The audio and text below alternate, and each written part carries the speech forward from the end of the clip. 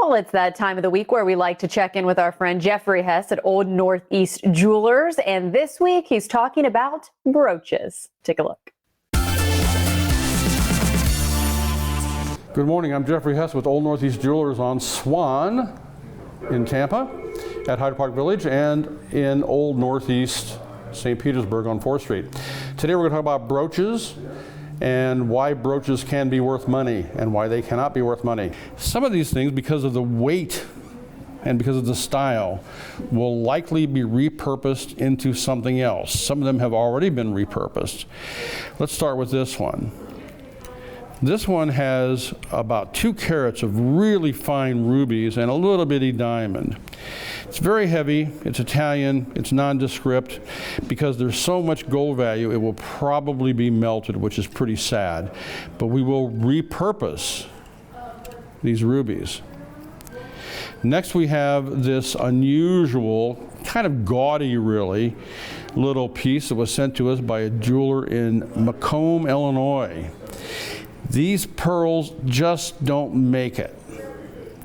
No one wants them. We can't sell them. Brooches are just starting to come back, thank goodness. By the way, men are wearing them quite often now, which is very unusual. Kind of a thing started by some of the urban culture and Hollywood people.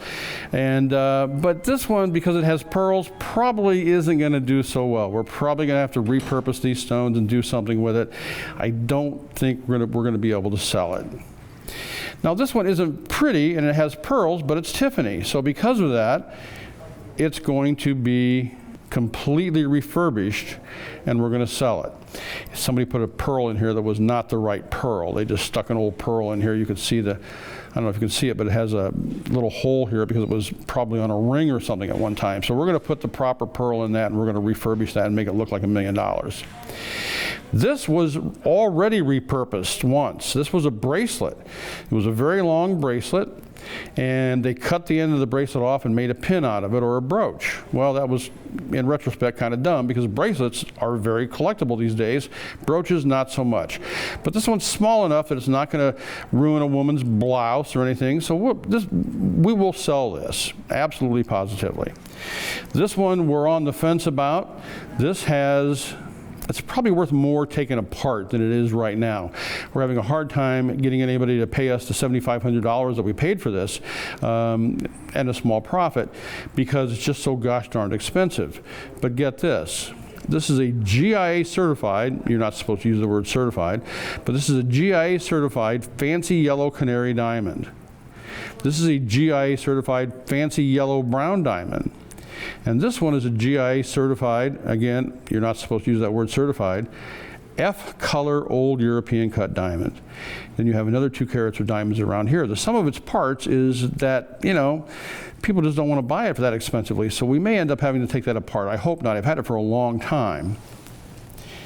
This is a pair of fur clips, and I'm not going to try to take this apart on camera, but you've got about 7 or 8 carats of diamonds here. Typically, you have to figure with a real finely crafted piece that is signed at least $500 a carat, even for smaller stones. But this one brought more because it's signed and because it's a pair of clips. These things cleverly come apart, and then you could wear this clip on one side of your fur, they're often called fur clips, or collar, and this one on the other side, or you can wear it together as a brooch. Last but not least, we have a real problem child. This was sent to us from a jeweler in Delaware, and we paid a lot of money for it because, again, the sum of its parts. You've got 2 matching, beautifully white, old European cut pear shapes. And you have a center stone that we estimate is about 2 carats, also very white and clean, a nice elongated cushion. Probably going to tear this one apart. Don't like to. Why are we going to do that? Again, because the sum of the value of these 3 stones is so high that no one's going to want to wear it as a brooch. But if you can get in tight on this thing, you can see the hinges, one here, here, here, here, here, and here, where this was allowed to bend as it went over the wrist.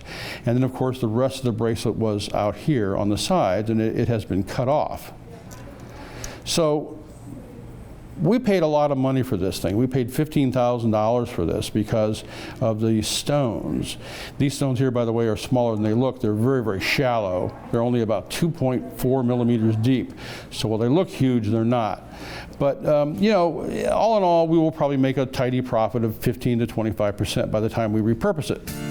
If you have a brooch or any kind of vintage jewelry, we are experts. We have graduate gemologists on staff. We have experts, and we have a lot of people here that know what they're doing. My wife is one of the most noted gemologists in town. She, in fact, if I can brag for a second, started the GIA Alumni Association here in town.